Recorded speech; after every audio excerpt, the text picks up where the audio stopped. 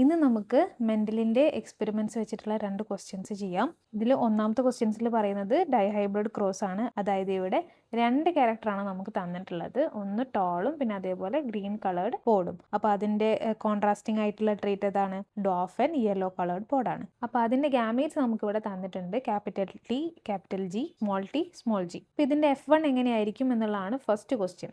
F1 ജനറേഷൻ്റെ phenotype and genotype ആണ് നമ്മുടെ ആദ്യത്തെ ചോദ്യം. അപ്പോൾ F1 ജനറേഷൻ എപ്പോഴും എന്തായിരിക്കും? ഈ ഡോമിനന്റ് ആയിട്ടുള്ള ക്യാരക്ടറുടെ ആയിരിക്കും ഈ F1 ജനറേഷൻ ഉണ്ടാവുക. അപ്പോൾ എന്താണ്? ടോൾ ആൻഡ് ഗ്രീൻ കളർ പോഡാണ് ഇതിന്റെ ഫീനോടൈപ്പ് വരുന്നത്. ഇനി ഇതിന്റെ ജീനോടൈപ്പ് എങ്ങനെയാ വരിക? Capital T, capital G, small G. ഇങ്ങനെയാണ് അതിന്റെ ജീനോടൈപ്പ് വരുന്നത്. നമ്മൾ ആ ടെക്സ്റ്റിലുള്ളത് വെച്ച് നോക്കുകയാണെങ്കിൽ ഇവിടെ ഗാമേറ്റ്സ് ക്യാപിറ്റൽ ടി ക്യാപിറ്റൽ ആറും സ്മോൾ ആറും തരുമ്പോൾ നമുക്ക് അവിടെ കിട്ടുന്ന ഈ ജീനോടൈപ്പ് എന്താണ്? ഇവിടെ നമുക്ക് കിട്ടുന്ന പ്ലാന്റ് എങ്ങനെയാണ്? Capital T, capital R, small R. അതുപോലെ തന്നെയാണ് ഇവിടുത്തെ genotype capital T, capital G, small G എന്നായിരിക്കും. നമ്മുടെ അടുത്ത ക്വസ്റ്റ്യൻ എന്താണെന്ന് വെച്ചാൽ ഈ F1 ജനറേഷൻ സെൽഫ് പോളിനേറ്റ് ചെയ്താൽ what new traits are produced in F2 generation that are different from the parent plants. അതായത് ഈ പാരന്റ് പ്ലാന്റ്സിൽ നിന്നും ഡിഫറെന്റ് ആയിട്ടുള്ള ഏതൊക്കെ തരം പ്ലാന്റ്സ് ആണ് നമുക്ക് ഈ F2 ജനറേഷനിൽ കിട്ടുന്നത്? അതായത് ഇത് രണ്ടും കൂടെ ഉള്ള പല ടൈപ്പ് പ്ലാന്റ്സും നമുക്ക് കിട്ടുന്നുണ്ട് അല്ലേ? ഏതൊക്കെ തരം പ്ലാന്റ്സ് ആണ് നമുക്ക് കിട്ടുന്നത്?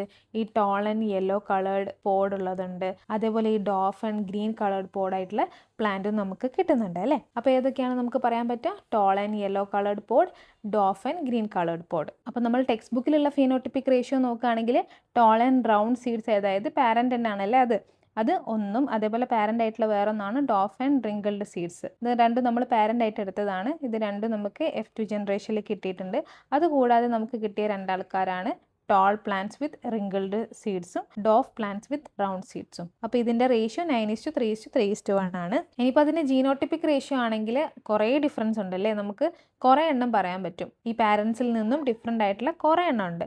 അപ്പോൾ ഇതിൽ നമ്മൾ ജീനോട്ടിപ്പിക് റേഷ്യോ നോക്കുകയാണെങ്കിൽ ഈ ക്യാപിറ്റൽ ടി, ക്യാപിറ്റൽ ആർ ഒന്നും, അതേപോലെ ഈ സ്മോൾ ആർ ഒന്നേ ഉള്ളൂ. ബാക്കിയെല്ലാം ഡിഫറെൻ്റ് ആണ്. അപ്പോൾ അതിൻ്റെ ജീനോട്ടിപ്പിക് റേഷ്യോ എങ്ങനെ എഴുതുക? 1:2:1, 2:4:2, 1:2:1. What is the reason of the appearance of new traits in F2 generation? ഇങ്ങനെ പുതിയ ട്രേറ്റ്സ് വരാൻ, അതായത് ഇങ്ങനെ tall and yellow coloured, dwarf and green coloured അങ്ങനെ വരാനുള്ളതിൻ്റെ കാരണം എന്താണെന്നാണ് ചോദിച്ചത്. അതെന്തുകൊണ്ടാണ്? ഇവിടെയുള്ള ഈ 2 ക്യാരക്ടറും ഒരേപോലെ മിക്സ് ആവാതെ, കൂടിക്കലരാതെ, രണ്ടും സെഗ്രിഗേറ്റ് ചെയ്ത് രണ്ടും വേറെ വേറെ മാറുന്നതുകൊണ്ടാണ് നമുക്ക് ഇങ്ങനെ ഒരു കോമ്പിനേഷൻ കിട്ടാൻ കാരണം അല്ലേ? അപ്പോൾ ലോ ഓഫ് സെഗ്രിഗേഷൻ ആണ് അതിൻ്റെ മെയിൻ ആയിട്ടുള്ള റീസൺ.